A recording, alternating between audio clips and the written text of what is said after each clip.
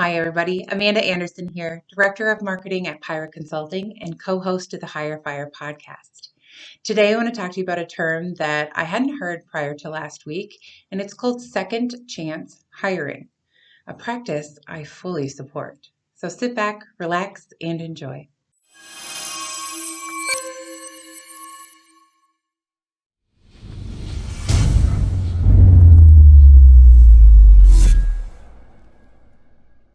Okay, so for those of you who don't know, second chance hiring is the practice of hiring individuals who have a criminal background, specifically and typically felonies.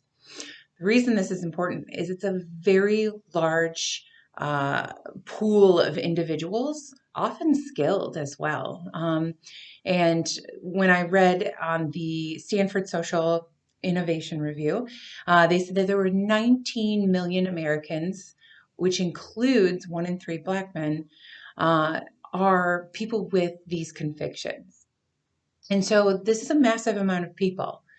So if you are trying to find more employees and you're having a lot of trouble, especially with this really competitive market, this could be a solution for you to consider. And the reason, not only because of the market, but there's also benefits to doing this kind of a practice. These individuals typically are more engaged, loyal, and productive. I would imagine to some degree because they know that not all businesses do second chance hiring.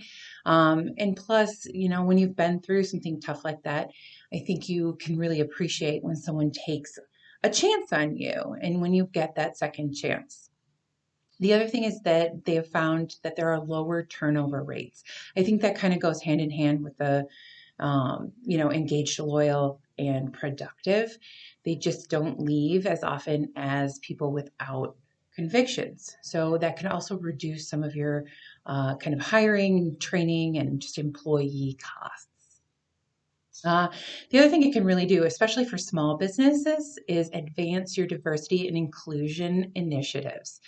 Sometimes it's really hard to do. But given the fact that like I mentioned earlier, 1 in 3 Black men have a felony, that is a large pool of individuals that you aren't at the moment potentially considering.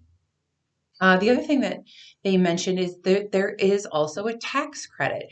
It's called the Work Opportunity Tax Credit.